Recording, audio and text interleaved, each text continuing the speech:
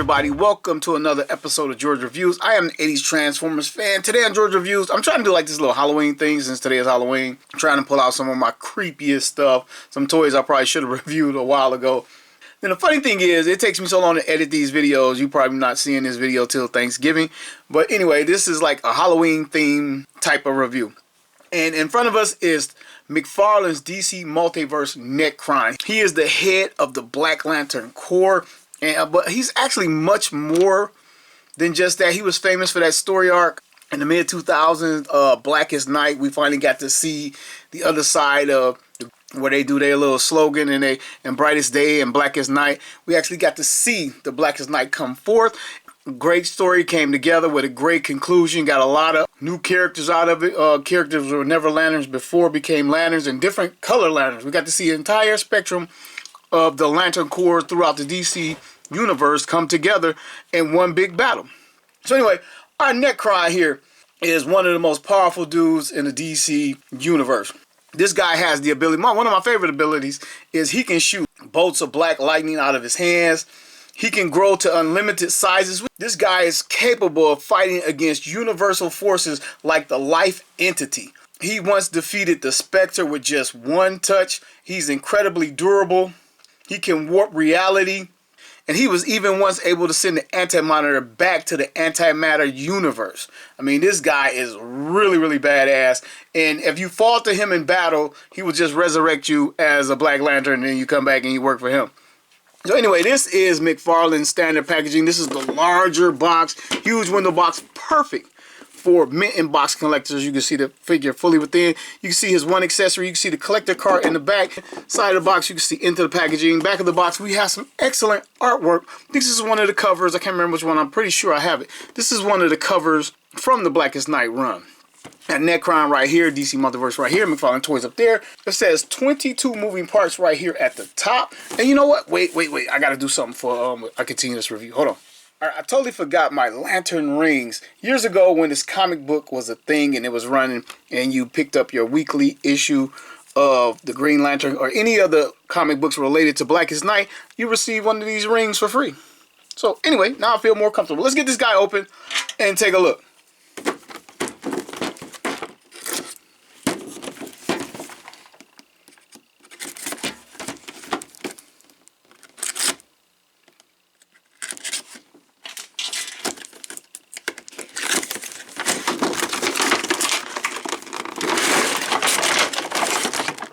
He's in half a clown, some tie downs.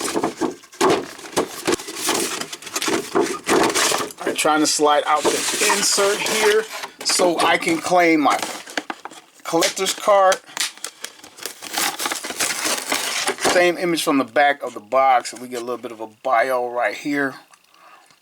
And so we get some light off of that. And if you want to, you can pause it and read it, check it out. And there's one collector stand. This is the exact same stand. It comes with every figure, no matter how large the figure is. It's DC on it right there. All right, let's release Nekron. The staff.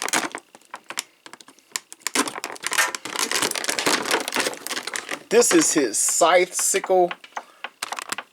And it also doubles as a Black Lantern battery, which is very cool.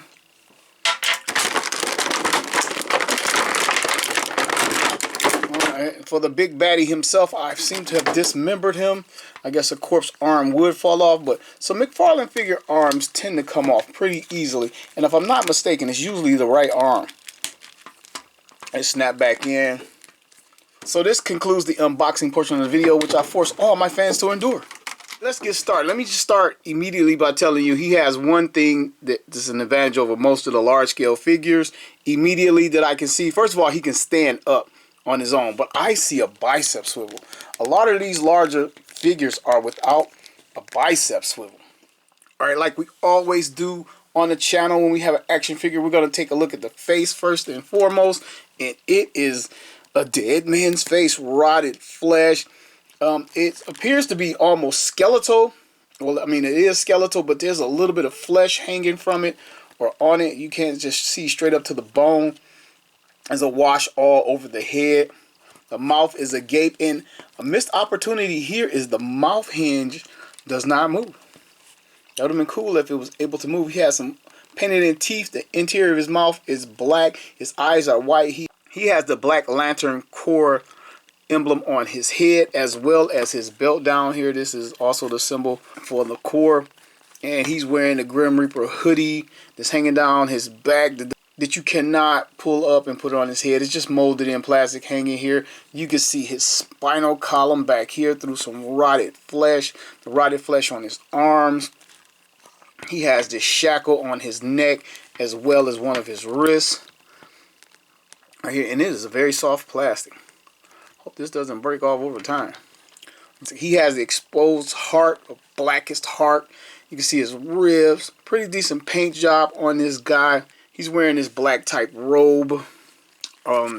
His legs. He's actually wearing like some new pants or something under here. Has some rib lines in the pants. He's wearing some brand new boots for a dead guy. I don't know. Some tattering at the bottom of his robe right here. Not bad looking figure. Not spectacular, but not bad at all. Alright, our guy's pretty tall. I'm going to back him up and we're going to run down his articulation.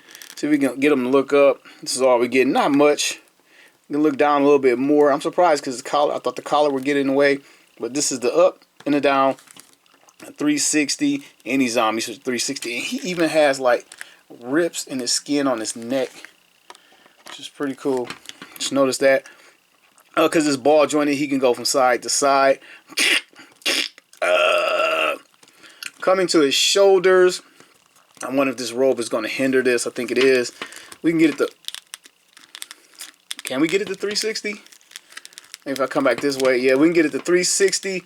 I'm not sure. I don't think it's a butterfly joint under here at all. No butterfly joint under here, so the arms don't come in and out. I'm really not sure. I'll get a little bit, but obviously if it is there under there, the robe is hindering it. He has the bicep swivel, which a lot of these large scale figures do not have from McFarlane Toys. I can't really get it to 360, but I guess you don't actually need it to. He has a double hinged elbow. Right here, I got full activation out of that. Coming down to his hands, which are like slightly clutching. He has claw-like fingernails on his hand right here, but the hand 360s. And I don't know, do we got a hinge in here? A wrist hinge? Shackle? Nope, I got it. Thought the shackles were hindering it, but they are not on that ball joint. Oh, let's take a look at this hand real quick. It's closed a little bit more. And I mean, is he supposed to hold a scythe in his hand? Because this hand is frozen shut, and there are no extra hands. So, I'm curious to see how we're going to get this guy to hold that scythe. His midsection has no articulation, I guess, because of the sculpt here. And as far as his waist, there's something in there, but the robe is very tight at the waist. But we can't. I got him turning. Yep, I'll turn this far. Let's see if I can get him back the other way. There is articulation under there, so yeah, got him going left and right. Get his leg up this far without stretching the bottom of the robe to the front. And I mean, this guy's not doing a whole lot of acrobatic things, but it's about as much as you can get. And it's always kind of disappointing again with these larger figures from McFarlane. What are they? Deluxe. Double knee bend. That's pretty good. And we get... There is some type of thigh swivel up here. I missed that for a sec. And the same ugly ball joints at the ankles. Allow to go front or front, back, and 360. And do we got not necessarily some side to side. We get a toe articulation. A lot of people like toe articulation, but it's like meh. Like really, I mean, like Spider-Man's probably the only guy ever that needs toe articulation in the history of superhero toys. Now we come to his scythe slash lantern. It's a flat black paint, or is it flat black plastic? I know that's white paint in there, giving it the light and the glow. And this is supposed to be like a wooden handle coming from the lantern. It could be painted better. It could be more convincing. It looks like a twig more than a long piece of carved wood. And man, so let's see how How is this even going to work? Like this seems like this would be the best hand for it. And I guess I can squeeze it in there. Gonna go for it. Man, if I break this.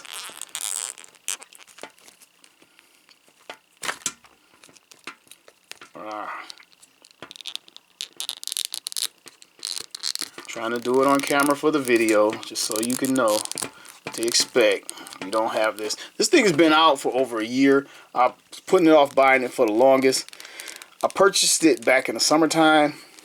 I think I got it like in June, July, end of June, beginning of July. And I purchased it because I got it for 21 bucks. It was on clearance, and then I had my $5 rewards from GameStop as well. But yeah, you can squeeze it into this hand, and it actually looks good with the molded in detail from this hand over here. And he doesn't seem very posable. Even though there's articulation there, I can tell the tightness in the joints, the robe, and just a limit to his articulation. He's not going to be very posable at all. So we'll find out at the end when I throw pictures in. Alright, it's time to give Nekron the size up and the rundown.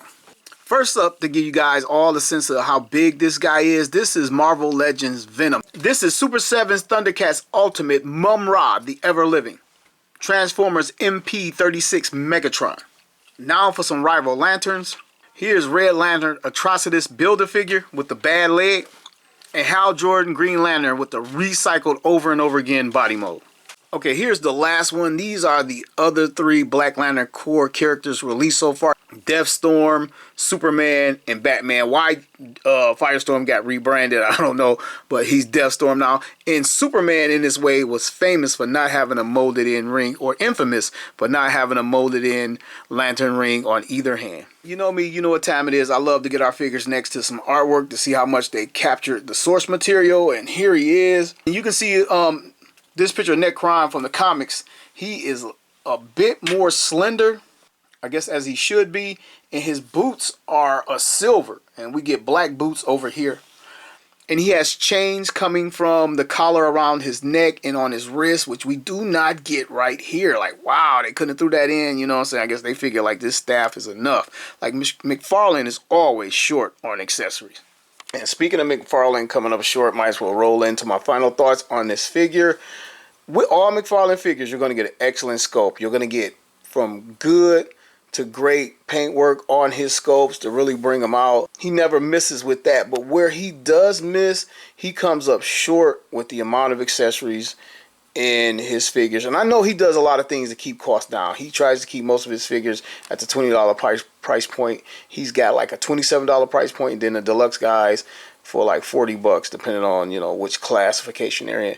But tries to keep price down, but that's not always a good thing. You know, sometimes you wanted to include all the goodies, like the chains, extra interchangeable hands, which this guy doesn't come with. And again, he comes up short on articulation, which a lot of these deluxe class figures, and quite honestly, a lot of McFarlane figures come up short on articulation.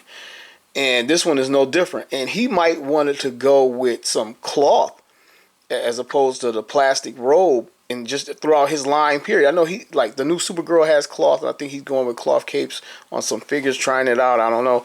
And this guy is definitely hindered at the shoulders with that rubbery plastic. It's just not pliable enough to get the articulation out of his shoulders. The articulation really could have been better. I was happy with what I paid for it. I paid under 20 bucks. Like, I waited for it to go on clearance. I did not prioritize this guy in my collecting, not because he's not a cool character or doesn't have a cool action figure look. He just wasn't that high on my list, and I waited, and it paid off. I got him for under 20 bucks, and that's not bad for a figure of this scale and with the scope that you get. But do I recommend it at the $40 price point? Because he's still hanging around. I still see him at Target. I see him at GameStop every now and then. So if you don't have him, great figure. I would try to get him at a discounted price. I wouldn't pay the 40 bucks. And I'm not going to rabble on. That's all I got. I want to thank everybody for watching another episode of George Reviews. The reviews of every toy has a story.